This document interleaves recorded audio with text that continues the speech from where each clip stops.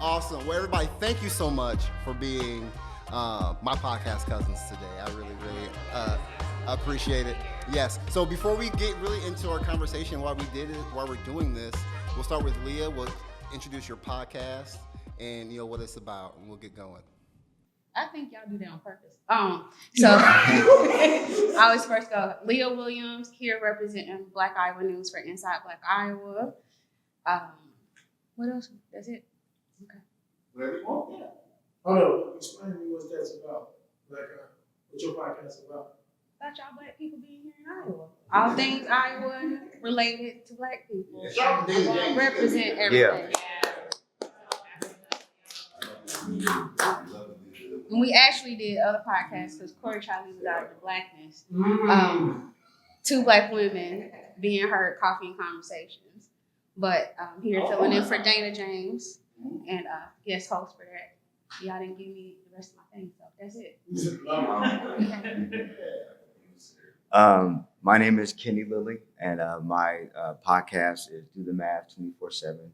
We're under, I would say, amplified podcast forum, and pretty much we talk about just interviewing people in the community that may not necessarily that do a lot of things, but a lot of people may not know about them or may not be exposed on TV or podcasts or different things. So I kind of wanted just to touch on people that we may see in neighborhoods and different events, but don't really know what they do.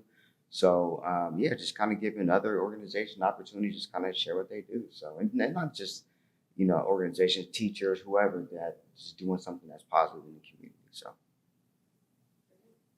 I am Emily Johnson. I am host of the Black Girl Iowa podcast.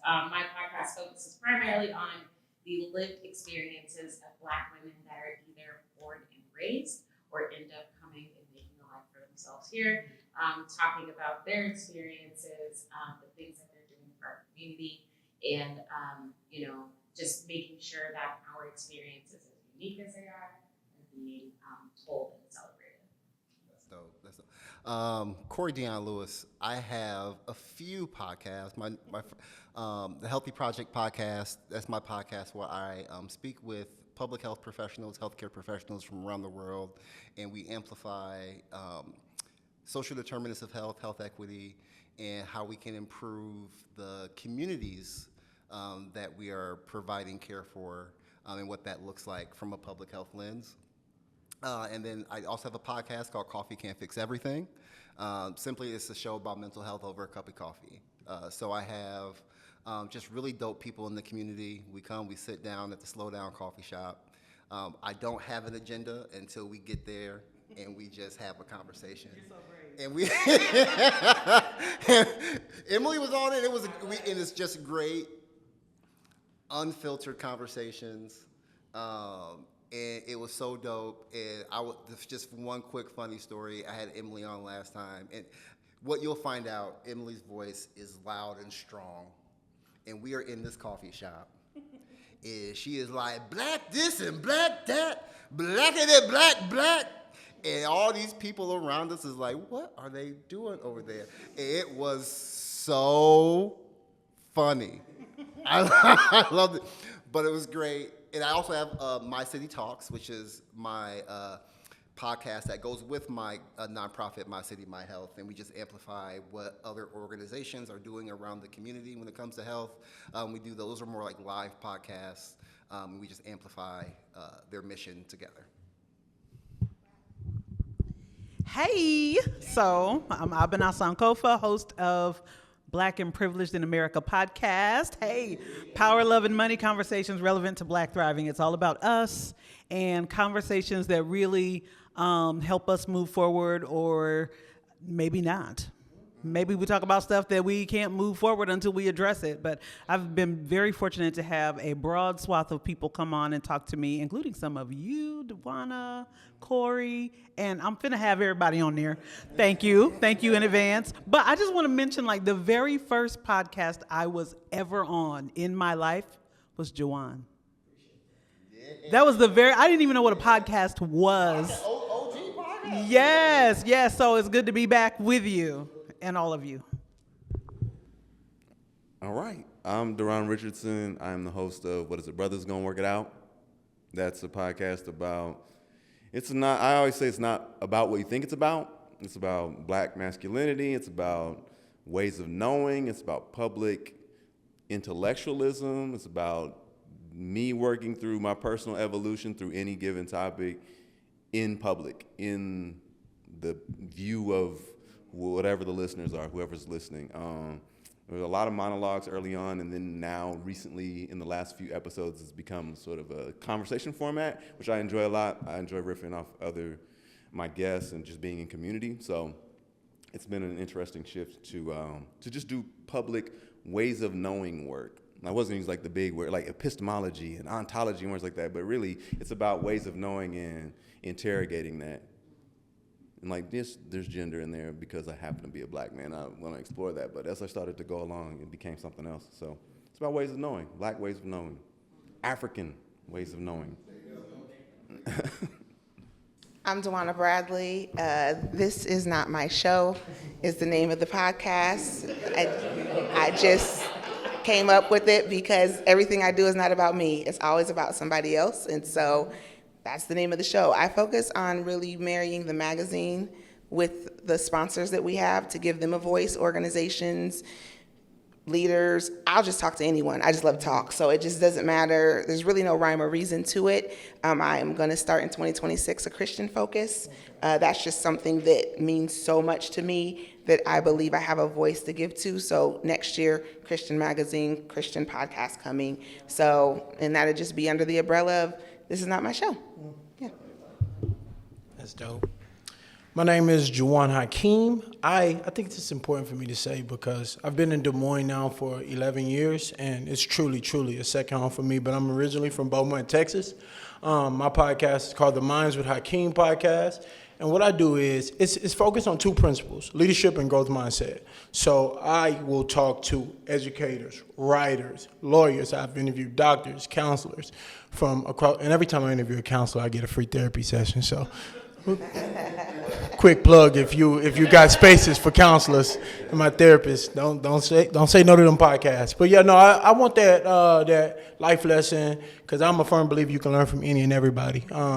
And I think a lot of our people created this at the end of 2020 because I just noticed I started to mature a little bit coming out of college and playing pro ball. A lot of our people felt like they couldn't do more, and it was a lot of black voices being amplified at that time. And, you know, I joined the wave. I was like, oh, yeah, absolutely. Like, I identified so heavily as a basketball player, and I was like, what do I do next? I'm better than just a pro basketball player. I'm more than that. So I started to navigate this lane in leadership and growth mindset. So, yeah, that's how the show kicked off. So happy to be here with y'all, too. You know, one of the main questions and one of the really cool things about us getting together, there's this quote that I love. It's actually on my shirt. It says, one of the awesome things about community is that it enables us to do things together that we couldn't do as individuals. And I just really, really love that. And I'm sorry for the person who said it. I forgot your name. I just saw it, and I put it on a shirt.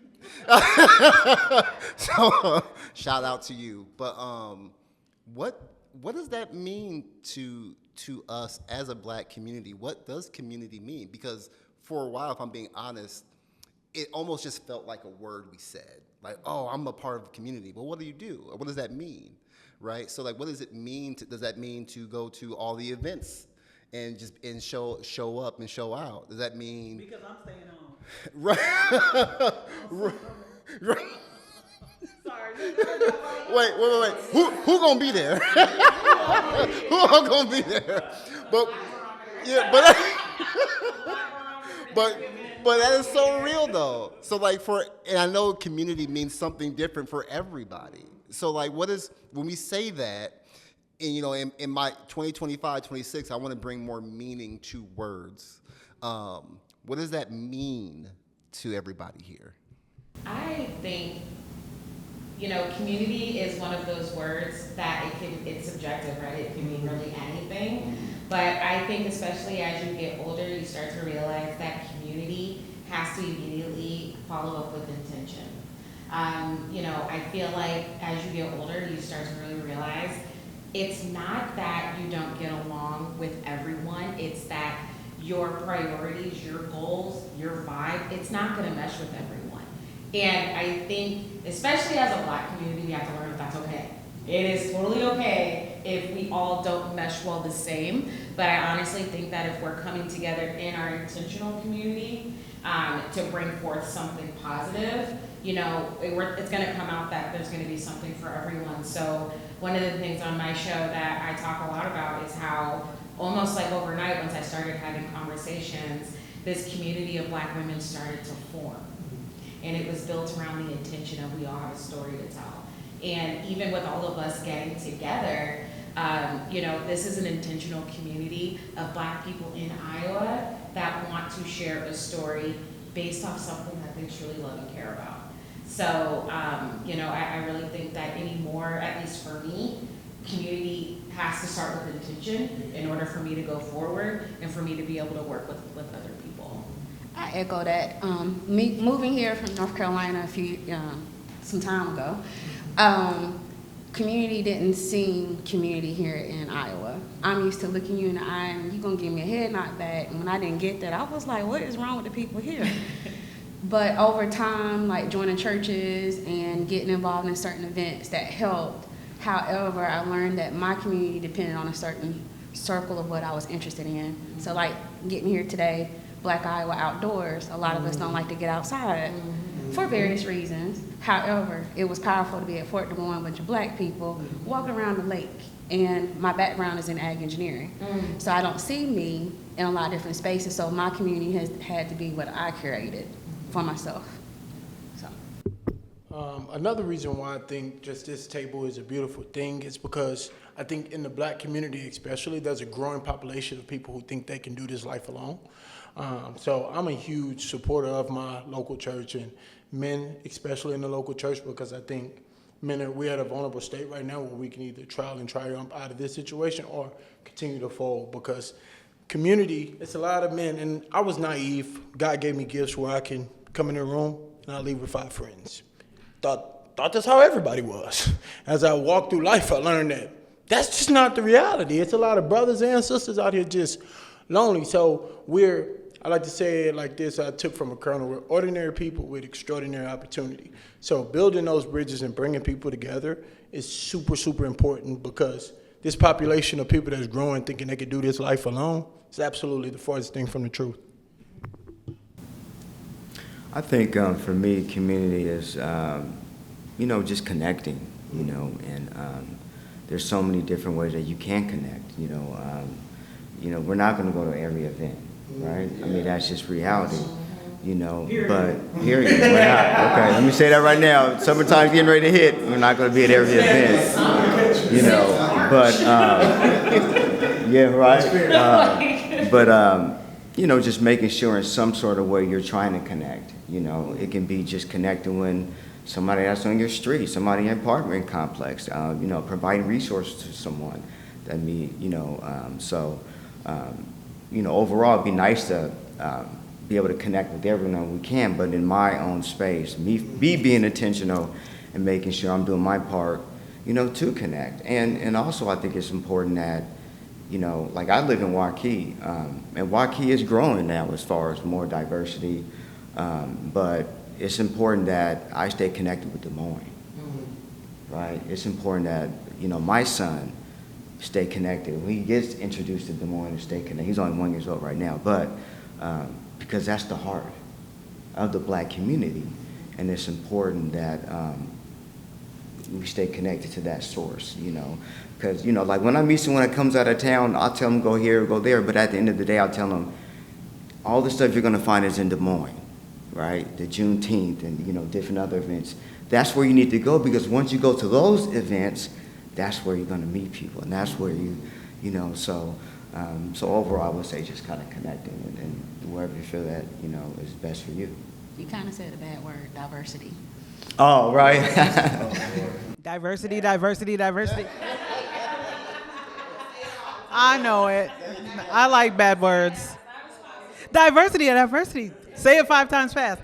No, you know, I be cussing and stuff, but I love y'all. Like the kind of love that makes me get emotional, and I'm not really an emotional person, and also the kind of love that makes me want to work with you. And so for me, community is grounded in that, like that kind of love, right? And I think about the etymology of the word itself, coming together, being together, and then unified in that coming together. There has to be that. Everything you all said, yes, I agree with 100%. I also have learned over the last several years that although I live and work and sometimes play in Des Moines, my community has no borders. It really doesn't. I'm not restricted by my zip code or my geographical area or where I work or the things I focus on here in the city. Like, no, that's probably the most important reason why it was important for me to name my podcast what I named it, Black and Privileged in America. And that even has limitations, but the focus and the conversation is always to think about how broad my community really is. Like, yes, we're in this room together, we cousins and everything. Hey, ain't nobody brought nothing to drink, but that's okay, right? But if you really think about how broad our communities actually are, like we were talking prior to going live, Emily, you got 1.5 billion followers, right? I'm just saying. Okay, that right there. But that's a way of, yeah. Right. Manifest it, because words are important. Words do have power.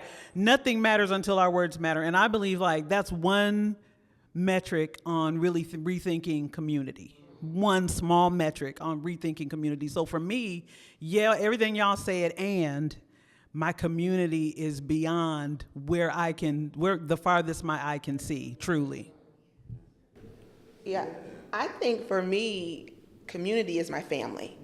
Like, for me, that's where community starts. Those are the people where I feel safe. Those are the people that I can share and that's not everyone's story, right? But my family is so uniquely just, we got each other's back. You ain't got it, I got it. You need this, I got that. I need to cry, I can do that with my immediate family, not the whole family. My immediate, the people I live in my household with, that's community. But every place I go, I create community because I connect with people.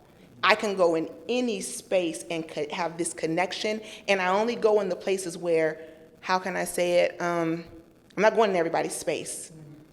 I know where to go and not to go, but when I come into a space, I create it because we now just have created something in common with each other without knowing each other. And I feel like that happens for me a lot in Juneteenth. I'm going into spaces that people not all of them's buying that stuff, but I'm gonna create the community that by the time we leave, you're gonna be like, man, that was great. So I mean, like for me, I look at community as my family, but I look at it the responsibility of creating it wherever I go and not depending on being welcoming by the community. It just doesn't happen, and I'm okay with that. But like, I need to create it where I go and not be so caught up on, does a community accept me or not? Because my responsibility is just to create it.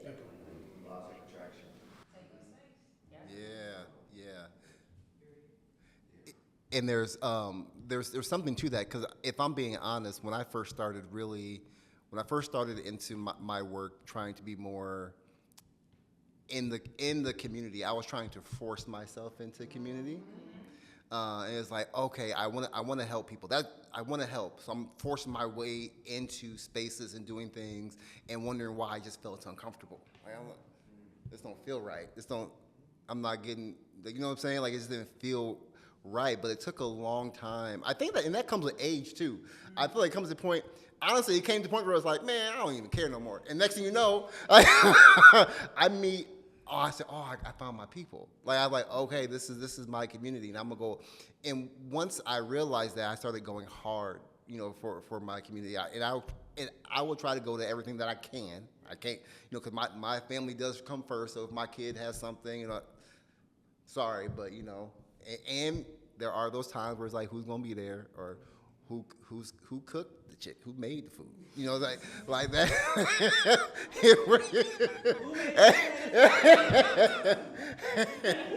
And so,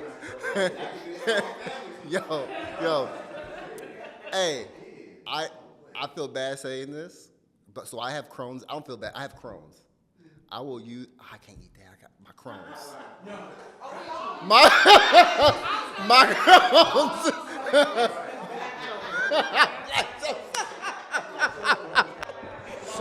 So when y'all have Corey over for dinner and he tell you he can't eat that because it's Crohn's, you know, he think that chicken still got a heartbeat.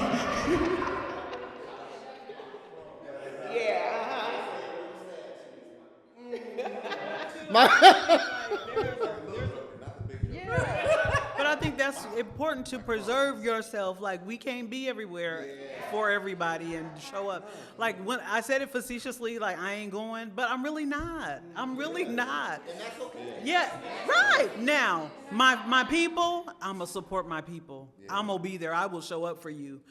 But I'm not going to everything, right? And I think that's part of that. I mean, it's multiple pronged. There's the preserving yourself and making sure that you're rested and that you're not spread too thin. And then there's the if you everywhere, how much respect do you really have? Kind of thing, you know, that part. If you showing up to everything, then you're not demanding anything of people. You know, you're not demanding that people meet you halfway. And I think for us, in a town and in a community, in the broad sense that we're in, 4% of the population, we can't be everywhere. There has to be a demand for everyone else to meet us at a point. Can I build on that? Just and like do my definition of community because I ain't go yet. No, it's fine. No, I was listening. I was just listening. And like to your point about like not being everywhere and being able to conserve, like my definition of community helps me in that aspect because my sense of community is about, everyone has touched on like the components of it. It has all those properties. You talk about connection, intentionality, but my community is even just by myself.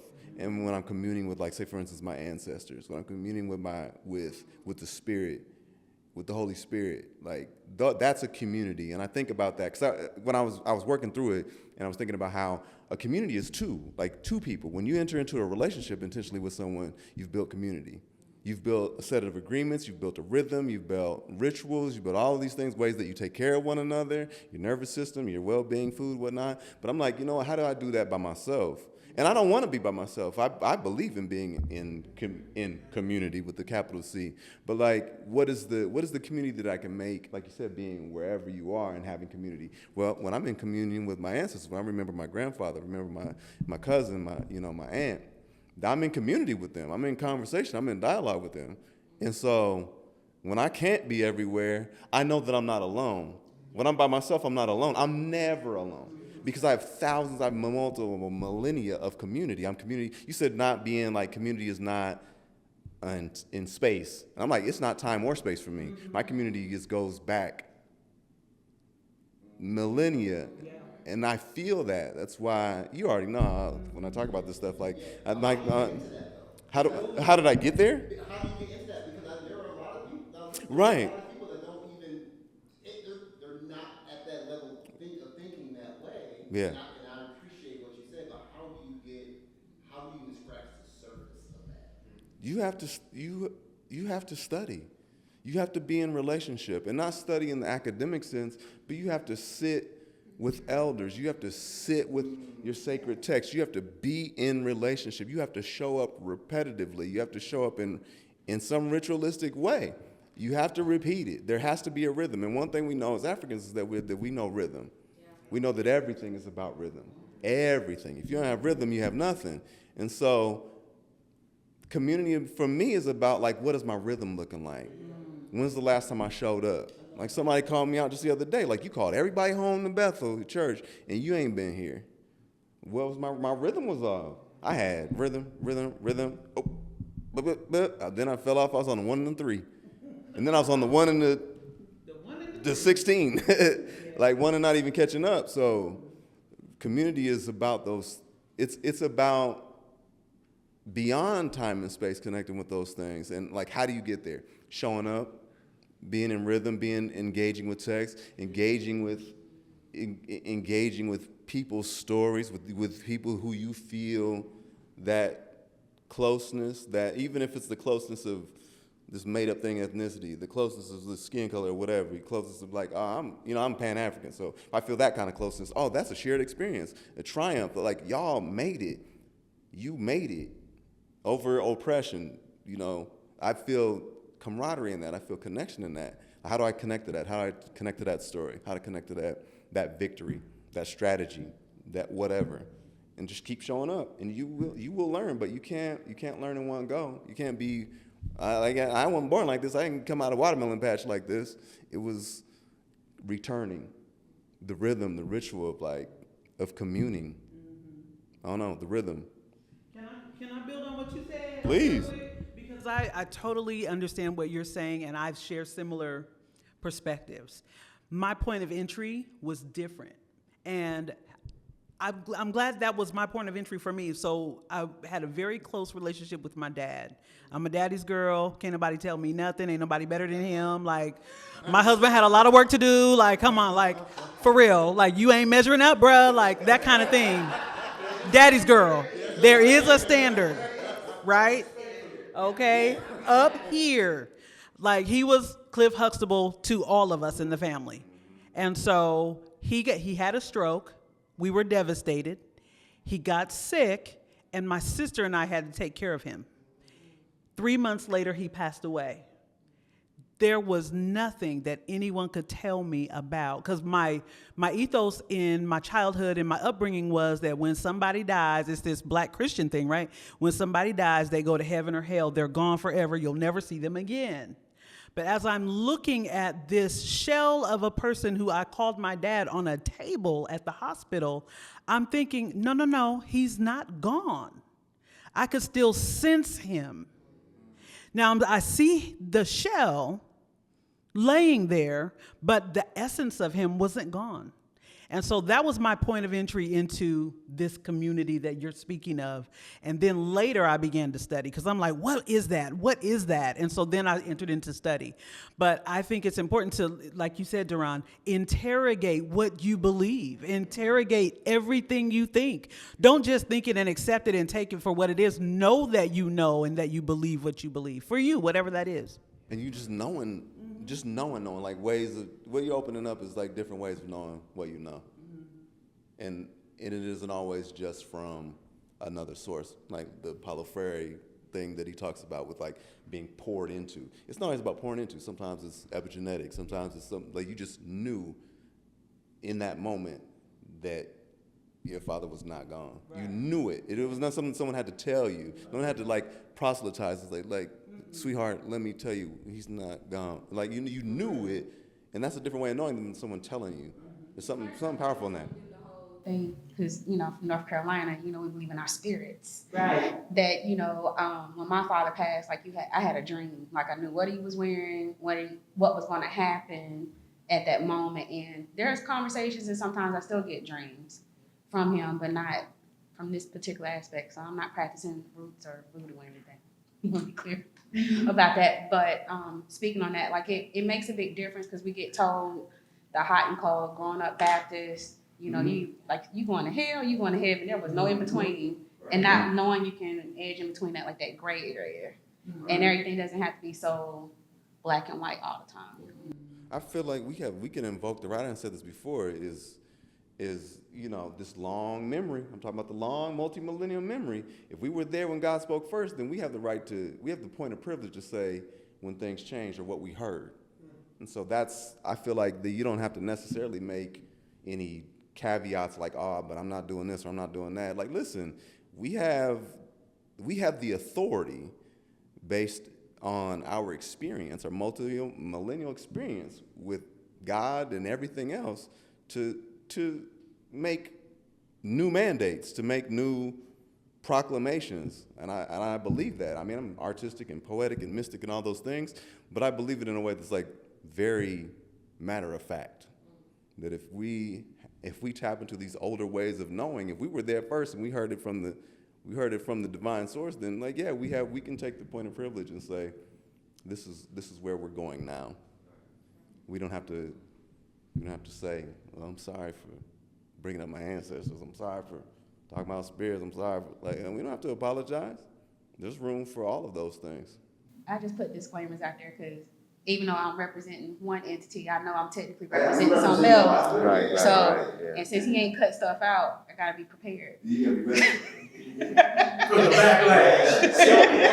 That brings up a good point. I'm glad you said that. Brings up a good point of respectability politics. And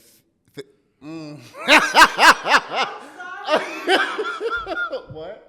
I'm sorry, not. Yeah, exactly. And having to feel like we need to kind of filter how we feel. Especially, look, me and Emily were just talking about this before we started recording. Within the space of public health, which touches everybody in this room, there were some things that happened where this vaccine council was fired, right? Whatever you feel about vaccines, it don't matter, but this council was put in place to save lives, and the whole thing was fired. And I was reflecting on that, and I go, yo, we are only 6 months into this joint. like 6 months in, and we have a long ways to go. And how do you, being in the spaces that some of us are in, how do you, wanting to express that frustration, also trying to be mindful of who's around you, but also not really caring about who's around you, but still getting your point across, but making sure you get your point across, but not messing up somebody else's money. And there's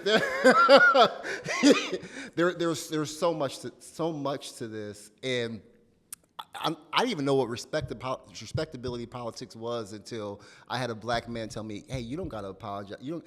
Somebody had said something slick, and I said, "I disagree respectfully." He's like, "You don't gotta do that. That's respectability. You don't gotta do that. You don't gotta do anything respectfully. That's how you feel." I go, "Yeah, yeah, that's right." Black community going to a HBCU, North Carolina A&T State University, to be exact. Okay. And so entering that space, and so I've had all my African history. I know who I am, where I come from, to be proud of myself, having parents that grew up in segregated South. So last class to graduate in segregation, and me being born into all my rights is how I look at it. So I get here to Iowa, and as I mentioned earlier, come here, people didn't do things. I wasn't very, I shouldn't say well liked, but I commented, I was like, what's wrong with the black folks here in Des Moines? Like, what veil is on you? Why don't you want to talk? Why are you afraid to look at me? Why you're not speaking? And it was bothersome. I couldn't, when I started going to church, I landed at Church with Dion at Bethel only because Pastor Cheatham, he was the first pastor I had met that was just down to earth. There was no pretenses, and that's what I needed. Not, oh, I'm a pastor and I'm, a man of God and all that stuff. No, who he was at the pulpit was the same person I met outside. And got fed. Like, they had food and everything. So I got it had some food, and it was the first time I didn't go to this one particular church where I felt like I had to hand my resume. Where did I work? Who did I, did I own a car? What was my degree? That was very off-putting because that's not where I come from. But my point that I was trying to get to is I messed up all the time because I work for a Department of Ag, and I'm coming from North Carolina, and I'm up here working with farmers. So when I'm coming in from the city, they have all these ideas about me, not knowing that my great-grandparents owned farms. I come from an ag background, but I could never get beyond that because I'm too busy trying to prove I'm smart enough to be here and there. So I did a lot of stuff. Like, I chose every battle to fight versus learning like you. I didn't apologize anymore. I just started saying, I'm here. What's the job? Why do you need to know why my hair looked like this? Why are you asking about food stamps? Like, everything that had nothing to do with my job was what I was constantly questioning about. So church was that one space that I finally had where I could go and talk to people. Here in Iowa, I just stick to Iowa. Even though it's about America. This is why I created my own stuff. Because what I got tired of, and I'll speak on this being on the school board for Des Moines, I felt like I could not be myself.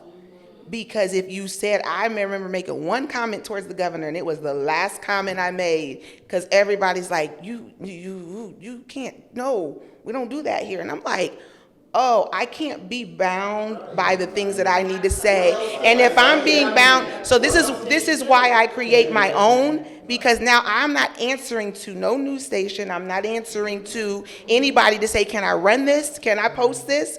Is it okay to say? And it's so important. And I push this with everyone in my family. Create your own if you can. Because when you have your own, I don't have to go ask someone permission to be able to do something. And so now I'm just like, and you can't pay me. They're like, you want to run for school board again? I do not. Do you want to come back and work for a certain school district? I do not. I'm not going back to that. You will not put me in a position where I have to answer to somebody else to meet your standards. Right now, I'm the one in charge, and it's going to be the way that I feel like, and you don't have to agree with it, right? You don't have to agree with what I put out there, but I'm free to do it without feeling like there's chains on me to be careful of what I say. They just want you in the space. They just want the black person in the space, but you can't say you can't be that person. Well, now we're getting into them cuss words, diversity, equity, and inclusion. Yeah. Look, that's the school board cuss words, thanks to that dear colleague there. But to her point, even on Monday, I'm sorry, go ahead. even on Monday, we're trying to hire someone, and because their resume wasn't public, we couldn't speak on it. But the reality was, my person beside me didn't like their ideology, and I'm like, bring it. What's your ideology? I'm curious. Answer the question, and I got shut down. Told in the story by our board president, and I was nice enough to text the next day because I need to get cool because we don't. Man, no. My heart rate jumped up, okay? My Fitbit said, oh, you must be exercising. And I was like, no, my heart rate went up so fast because in our district that we're in, it's so heightened and it's so political, and I'm with people who normally follow the orange guy. Exactly. And watching DEI and all that stuff just getting removed over the most basis of things. And so trying to say to them, I don't want them to remove the gender identity because I know who next. So I'm trying to go in there and fight. I'm trying to get my community, the community that I live around, to come, Corey, to come to the meetings and speak up at the podium because that's what's affecting our students. You know, when you start excluding stuff, but when people get scared their money gonna run out, don't nobody want to say nothing. I'm sitting here like, what's wrong? Like, if the school is gonna not function, it's not gonna function. But I'm ready for a charter school, but that's a whole nother discussion that I'm ready. I was also just gonna say that, you know, in your experience being from North Carolina and coming up here, I have heard that multiple times. And I had the conversation I had with Corey, and I feel like a lot of the times when Black people from other places come to Iowa, I'm gonna do it. Touch it. I'm gonna do it. I'm gonna do it. Tell it. And the reason I'm gonna do this is because I was gone for 9 years. So I lived all over the place, and then I moved back in 2018. And I feel like the issue, what tends to happen is it's almost like an invisible segregation happens within the Black community here in Des Moines. You've got the natives and the non-natives. Mm-hmm. And what has been happening is that there has been a way of doing things for so long This way. that there is not an opportunity for growth and development. But at the same time, the non-natives are also saying, well, you've been doing it wrong and you've never gotten it right. And I know better than you because I'm from Chicago. We've been doing I'm this from all the way Atlanta. this time. I'm from all these other places. And Amen. what is essentially happened is Look. there's this invisible line of segregation when really at the end of the day, if we are going to sit up here and say that there's space for us in various different communities, there's space for us within our own community, and I really wish there was more recognition of Stop that. gatekeeping. You know, there doesn't need to be any kind of gatekeeping. I mean, I think Ayanna Presley, one of my favorite comments from her is My mother did not raise me to ask permission. Not any of us ask permission to do something. No permission. You know, and so therefore, I don't understand why there isn't more of a connection between, because, you know, my best friend is from Chicago, but then I've got a group of beautiful Black women that I grew up with that we all still stay connected, even though we're all over the country and actually all over the world now. So I think that within, as we talk about community, as we talk about all of these different things that that we're doing, I think there also just needs to be recognition of the fact that even our Black community is fractured. But I feel like in a situation like this, where we have someone from North Carolina, from Chicago, you know, people that are from Des Moines, from Texas, and we have so many different things and that we care about, I really hope that this kind of conversation brings more togetherness, because even in, you know, being on the Native side of things, I'm also being told, well, Emily, you're young, so you don't know. I'm 39. Yeah. I think right, for real. I think there's something that's missed as a native Des Moinean, living my whole life. I think that from the outside, everything people, I amen everything that everybody said, and y'all two not disparate perspectives.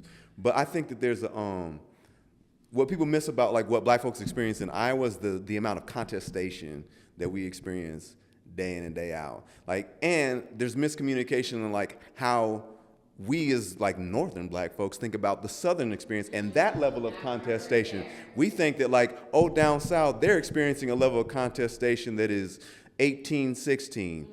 And the reality is there are Blacker spaces because there are more Black people in the South. Y'all have governance structures where you can have a respite from what we think of as the big bad Klan or the big bad, you know, wherever. And up here, we don't have that. We are constantly in contestation with our own spaces, building our own governance spaces, and in spaces where we're getting like actual like macroaggression and microaggression. And so it's not, oh, what the hell's wrong with them Negroes in Des Moines? It's like, no, we're at war. Like, we're at war because we're 4% of the population, and everything we do, every institution that we build up is under constant scrutiny and constant attack in a way that isn't necessarily the same as what we think about when we make up these boogeymen about the South. The South is really a salve in some spaces for us as far as like the number of spaces that are just where you look around and you don't see anybody other than Black people answering their own questions. What do we mean to each other? What are we about to do? What are we finna do? We answer that question internally. In Des Moines, you're answering that question like, what do they think about what we're about to do? Because we have so few safe spaces. We have our institutions. Literally, we have Black Panthers in Des Moines. Their headquarters are bombed. We have very few institutions that aren't either attacked like through lawfare, through cultural, you know, sort of like tamping down, but through sort of like the concept of just having a cop in your mind, having a little white person in your mind that who taught you in school, your teachers, your community members who take up residence in your head and say, are you sure you can do that? Are you sure that's respectable? Are you sure that's you know you're the only Negro in this class, you know you've got a responsibility, you know you got to be a credit to your people. And so that there's a lot going on, and to me that's all it's a war. It is a war on the psyche of people, of Africans who happen to be outnumbered, like fiduciarily, politically, and everything else. That just a little bit. And I'm going to say the community group, because I'm going to say it that way, that was created up in Johnston. Like the minute we formed, I felt like you heard so much. We were able to bring, since I thought we were here to talk about Juneteenth, but I'm going to digress to that. We had Dewana come up to give a proclamation, not 1 year, but 2 years, because every year Johnston is doing Green Days. So you talk about community. I wanted to be in Johnston because that's where I live. That's the neighbors I know. I want to partake in it, but I also want to be a part of Juneteenth as well, but couldn't. So we just went and said, hey, you know y'all do this event every year at the same time. Can you give us that space? And it happened, but you can't start it and don't come back and follow up as well. And tagging back onto you about like I like how you called it the segregation. The other thing I felt like I experienced is a lot of people hadn't met someone like me. They didn't know Black people could go in engineering is the way it felt, especially being a Black woman doing it. Or when I moved here, because I chose to live in Johnson. Why'd you live on that side of town? It was like, because that's the spot that I felt comfortable in. And granted, I had no idea the history of Johnston and what was going on. I know I got stared at a lot, but I didn't let that bother me because this is where I chose to live. This is where I'm going to be. But as I got to know more people in the community and understand that, but it took me having conversations and kind of getting to see that. But I felt like I was constantly telling Native Des Moines people, like, hey, you don't have to live right here. You can move outside or you can do those things. That was foreign to me to see that kind of happen. Or even just accepting the fact that not everybody wants to live in Des Moines, but I think a lot of the times, especially with Native Des Moinians, older Native Des Moinians that happen to be Black, they forget that Johnson, Urbandale, Waukee, that's all Polk County. Yes. You know what I mean? And so it's all relative, but again, I feel like, because Des Moines is the center of the state, this is, one of the more densely populated spaces in Iowa for Black people, we even kind of tend to forget those things. And I feel like that does hurt us more than help us. I have seen some improvements. And so even sometimes, like for me, if I hear someone, I live out Waukee, my first thought, why do you live all the way out there? And my second thought, well, wait, you know how expensive it is to buy a house in Des Moines? I get it, you know what I mean? So I think that that's a learning for us. I definitely think that is there, but at the same time, I wish there was more connectiveness in community. And I think that just to kind of piggyback on that, I think it's important to, out the gate, to have intention to want to connect with everyone. Mm-hmm. You give everyone the benefit of the doubt, give them 2 or 3 rounds of, I'm going to reach out to you. I'm going to try to connect with you 3 or 4 times. Then after that, I'm okay if you don't want to connect because I know I've done my part, and I think it's just important to give people, the benefit of the doubt. There are times to where, when I moved out here from Southern California, I felt like, man, you see me, right? Like, hey, at least give me a nod. Listen, we don't have to be best friends. Yeah. Okay, we don't necessarily even have to go out for a drink, never. Yeah. But if I see you, Speak. right, at least, but then I had to realize, okay, you initiate that. You be the one. Hey, how you doing? And then by me doing that, sometimes that person did open up and they're saying, oh man, I would have thought these people in Des Moines, I'm like, I thought you was like that. But it just took me taking the effort to try to connect and be intentional and keep trying. Then after that, sometimes there's been organizations and people like, you know what, I'm good. But I know in my heart, I did try to try to connect with you, try to connect with, whatever. And after that, I'm not happy. So. And here's the reality too, especially about the neighborhood thing. I think us as Black people in totality, we put a lot of preferences on people. A term that I hate, I hear it a lot of times dropped loosely, especially from people who are not from Des Moines. I'm from the hood, so I grew up in a neighborhood with predominantly Black people. And for me, my particular preference is to live in the city. Like, I can't see myself living in Ankeny, personally. I want to be around in the city where it's more diverse, it's more of my people. That's where I feel comfortable. Because you feel comfortable in Johnston has nothing to do with me and my feelings. But we put that perspective on other Black people. Oh, they live in Ankeny, bruh. Like, they ain't really about it. They ain't really Black enough. You live where you comfortable, and that changes from person. And as Black people, we gotta stop putting those labels on other sisters and brothers who choose to live where they at. I think, wow, I love y'all. I'm prefacing. No, I do love y'all. But I think the idea even of people being able to choose where they live, it comes from a place of privilege. And that's something that is often ignored by people who come here from other places. The assumption that people have chosen where they live. No, by and large, in this city, Des Moines proper, there are a great number of people who are Black that didn't choose to live where they live. They have to live there because that's where they've always lived. my childhood home on 4th Street, my grandfather was redlined into that area. So let's keep it a band. He served in World War II, and he should have been able to live wherever he wanted. He served in an aircraft carrier in California in World War II, and he was redlined into that area, into the near north side, as they called it when I grew up. My house that me and my wife own, it was put in the title of the house that no black person could live in this house. So if you have ownership and read that title of that house, because some of those still exist, and like, so we were sectioned off across America, and I didn't even understand until I got to Des Moines that Des Moines was redlined because it was so predominantly white. I'm just like, So this is my point. Is that people exist in those conditions right now. And so being willing to take a minute, take a beat, and acknowledge that not everybody has the choice, and that their perspectives are emerging from that experience, right? And not to hold them hostage to that. At the same time, there is no we, which is why I say my community extends beyond these geographical borders, because we don't really have a we. I mean, we are aspiring to one. We are thinking about it as we wish it to be, but not as it actually is. There is no we.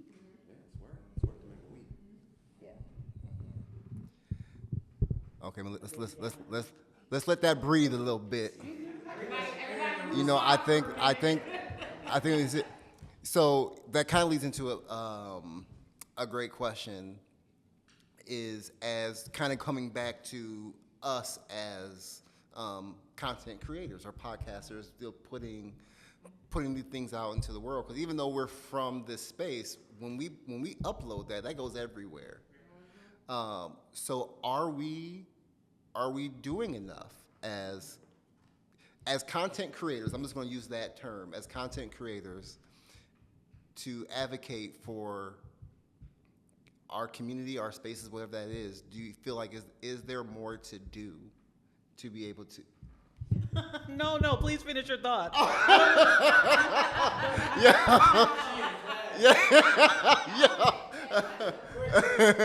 Yeah.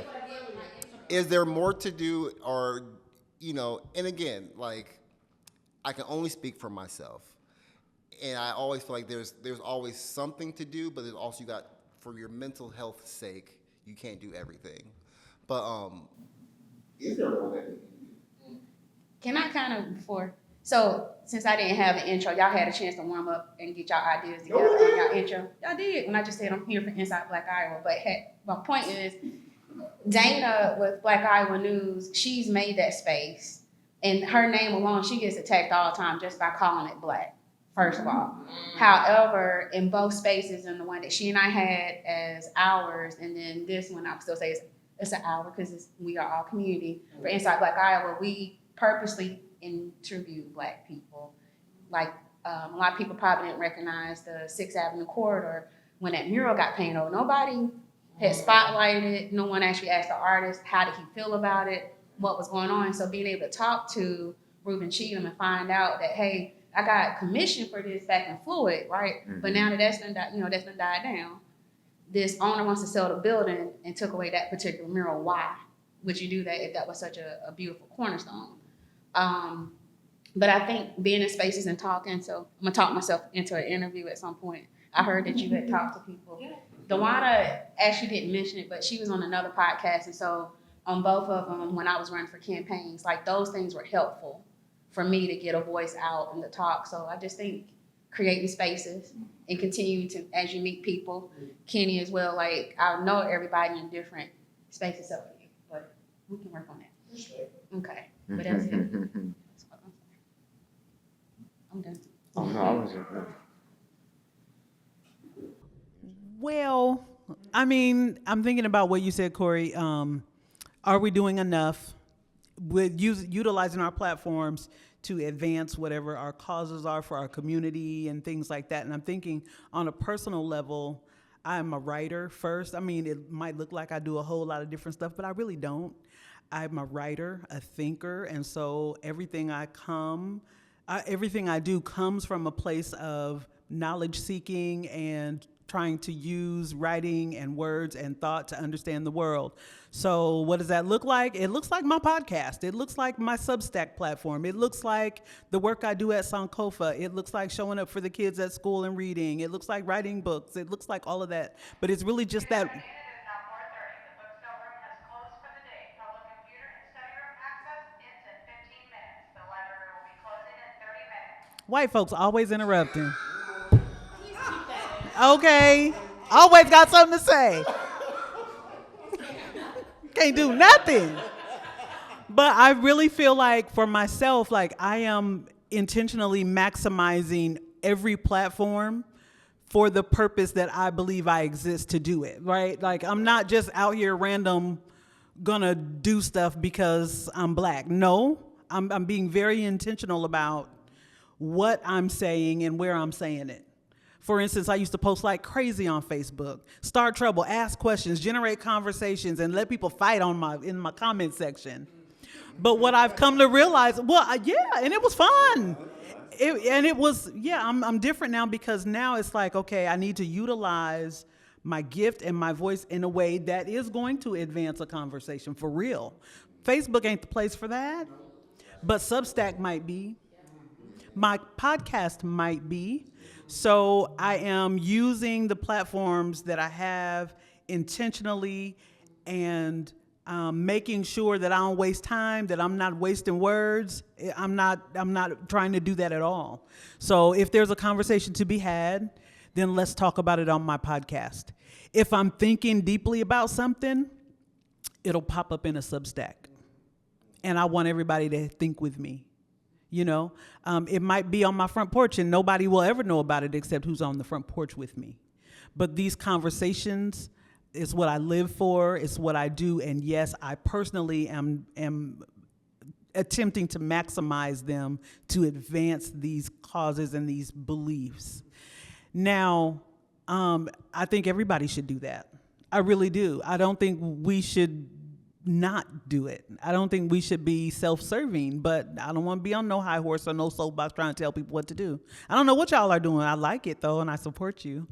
But the intention behind it, I think that really matters, and that shows up in the work. Yes or no? Do you think you're doing enough? Yes, and I will continue to do more. I think it's, yes, I am doing enough, and I will not stop. Whatever that looks like, whatever it evolves into, is going to be what it is. Like I don't have a pause button. Yeah. Sometimes I don't think you have to do. I don't know that you have to do more. Like y'all are doing a lot. Like doing what you're doing is doing something.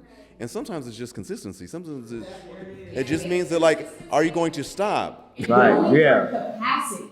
Right. You have to know your capacity because, I have talked with Corey. I told Abhinav this. In my first season of my podcast, I had 36 episodes. That's more than my capacity, and I know that. You know what I mean? But I think that even though I felt like I did too much, I know my intention behind every episode. And I know that I can definitely change that moving forward. But I also think too, just even speaking to intention, now that I know that there are these other podcasts that are happening, I need to make sure that not only am I being intentional in listening and supporting you guys, but also, making sure that I'm taking your platforms and elevating them on my platform, and making sure that I'm sharing and doing those things. So I think that, when it's, are we doing enough? I think it's one thing to think about the greater community and are we doing enough for them, but what are we doing for each other? And I really think that this right here, this table is a start of something really beautiful and a start of something that I feel like we can have more people come to this table, have different conversations. But I also think that, do I feel like I'm doing enough for my community? Yes. But now it's, am I doing enough for all of you? And just like what Abhinav said, I could definitely be doing more. I don't know what it looks like necessarily, but it's gonna happen. Yeah, sometimes I think that we buy into like sort of this Western narrative that there's always a hero. We've been taught, we learn a lot about like certain figures. We learn about human beings and their heroic journey to, free us from oppression. And that story is like not just, an African and American story. It's just across the board around, it is the hero's journey is a common theme. And we've been kind of inculcated with that notion, and we have, all of us feel that. We feel like I'm gonna be the one to get us out the hood, or I'm, like we have that burden. No one more than black folks are thinking about what black folks can do to be liberated more than any other group of people. Like we stay thinking about, like, well, how can we keep black men and black women together? How can we solve the nation's problems? How can we solve human problems? How can we solve this? How can I as a black woman be better with this? How can I as a black woman, like we do that more than anyone else. And even when we are doing a thing, we find a way to say, am I doing enough?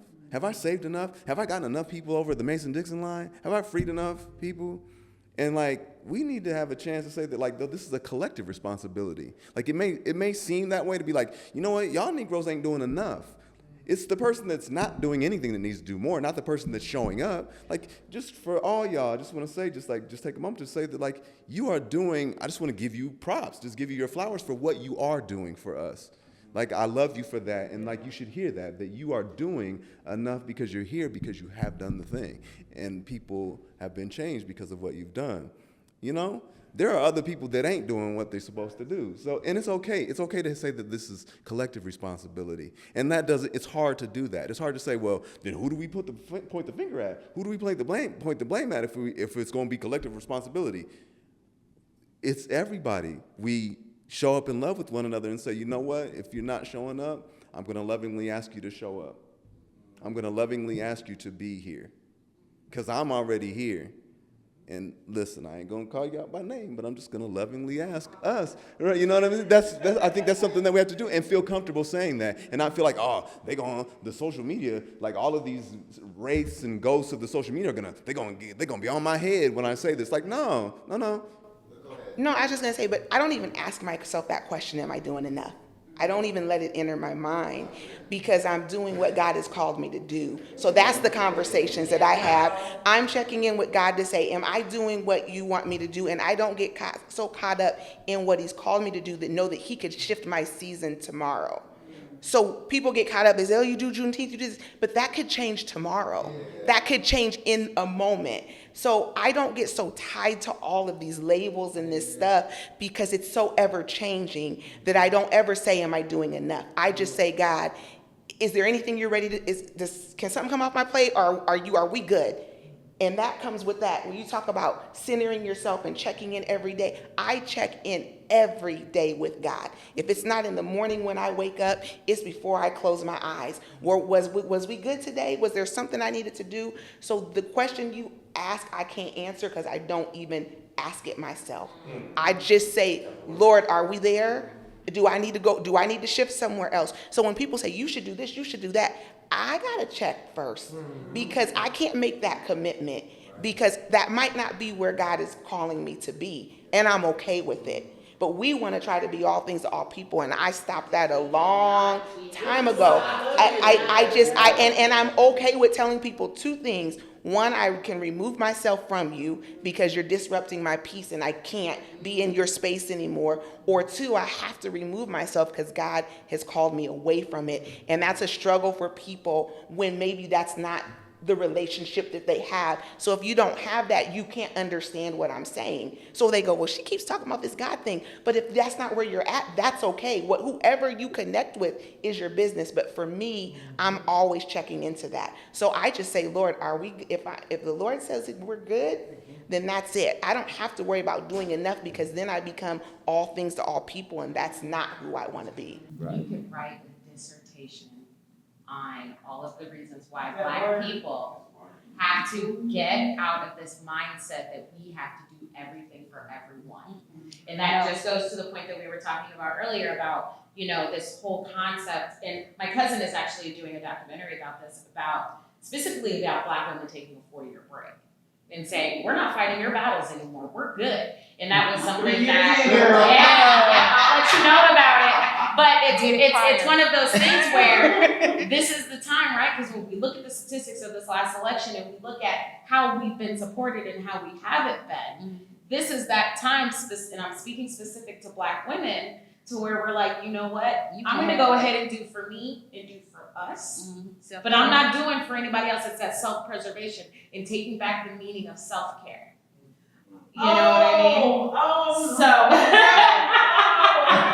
So I really think that what you just said is a whole word. But it is a whole word, and it is a whole nother conversation that we not only need to have, but to continue to have. There's resistance in napping. That's what I take a nap in a heartbeat. Come on, though. Okay, yeah, I'm grappling because, but we just got through saying we don't do anything alone. So who would we be as Black folks if we didn't extend a hand of allyship or friendship to others? Now, are we looking for our problems to be solved politically? I don't think we ought to be doing that.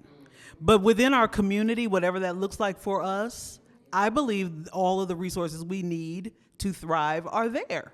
So to retreat, and I just wrote about this, so check out my Substack. I just wrote a new one. But to retreat into a self-preservation mode at the expense of collective liberation is a mistake. I think we have to rethink what self-care is, rethink what self-preservation is, because if the world is on fire, I am not preserved. I cannot retreat. So I just want to gently push that point. That's it, just a gentle push. And the thing is, again, is that I think in the dissertation, to your point, it's not necessarily saying taking a full step back. It's more so saying taking back the word and the meaning and redefining it. So redefining it, to your point, to say, I'm going to take a step back. I may be retreating now, but here's how I intend to come back. And here's how I intend to be more intentional with the things that I want to focus on, with the causes that I want to provide that allyship to. Because I agree with you in that, I'm not going to put my head in the sand like an ostrich and hide away from everything. But what I am going to do is rethink how I have been putting myself out there, how I have been supporting. And if it is having a check-in with God, then that's what I'm going to do. If it is redefining it and then saying, you know what, this is what I'm going to do from now on, then I think that that's more important. So I think that, and my apologies for not explaining. Don't apologize. We do not apologize. We do not apologize. And I know we're about to wrap up, but I'm just gonna say, with the No Kings March, 5 years ago, I was out there, marching with my signs and my kids and my husband and a dog. We were out there. I'm older now. My knees ain't cooperating the way I wish them to. It's hot. And the fact of me being one person putting my body on the line, how much of a difference can that really make? While yes, some need to protest, I could actually operate in my gift and write and get that out and advance that to thousands. So we're saying the same thing. And respect. Yeah, right. Yeah, and I will. Yeah. And I will quickly say this is a form of self-care for me, being here with you guys. It's just not being by myself, it's just self-care. It's being with the homies. It's put a battery in my back. Is a great refresh. I thought we was cousins. Now we homies. Which one? My cousin, my homie too. Oh my! Shout out to my cousin Ron Ron. That is my homie. Ron Ron. We grew up together. Shout out to Ron Ron. But before we get going, first of all, I want to think this was better than I thought. I knew it was going to be good, but this was good. Before we get going, before they shut the lights off and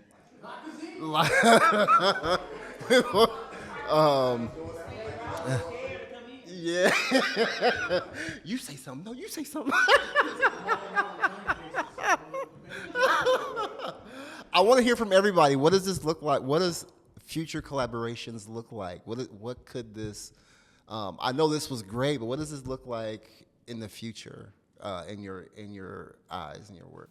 I would just say consistent.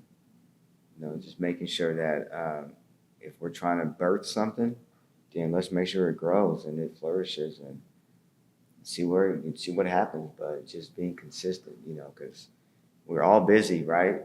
But if we can, even after this, let's try to figure out a date, right? Just to kind of get it on the ball, or at least kind of start to where we know now we're looking towards something, and that we know we can put it on our radar, and then we can even be even more intentional next time we meet up. So I definitely, I kind of already have this in my head, and I've been taking notes, but just something along the lines of even just creating, Black Podcast Revivals. Good afternoon, it is now 4:45. Computer and study room access is ended for today. Please make your final selection and proceed to the checkout desk. The library will be closing in 15 minutes. We heard you the last time.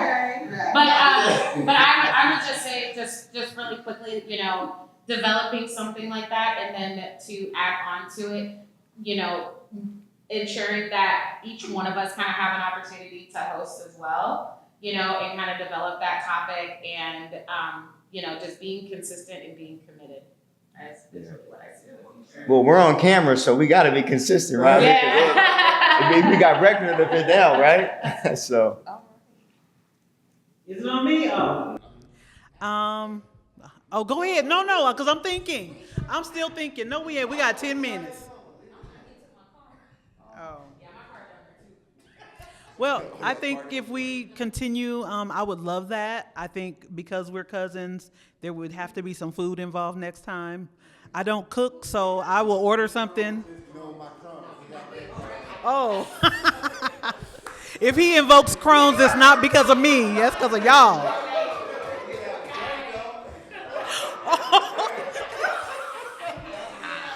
My cousins are trying to get me to go to the gas station, but y'all, I think that this is a beautiful thing. I hope we continue to move together, to grow together, to laugh and cry, because I'm literally on the verge of tears right now thinking about the power around this table, the love and the community that you represent and that we're building right now.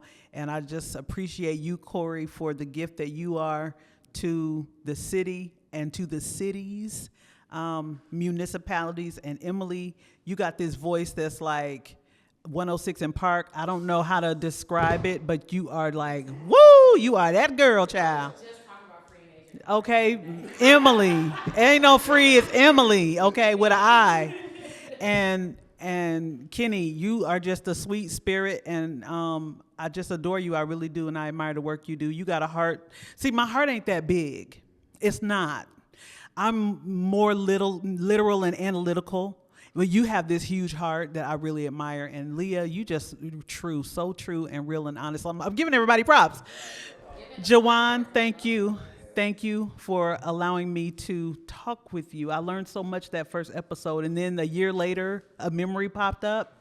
And I was like, I'm forever connected to this man. Dewana, you already know that you are my hero. You are a champion for all of us. And there will never be another you. Yeah, like you, there's only one. Anointing. And Deron, I love you with the strength of my ancestors. Highest form of preference. Okay. Yep. No, we ain't. We ain't dropping no mics. These mics is expensive.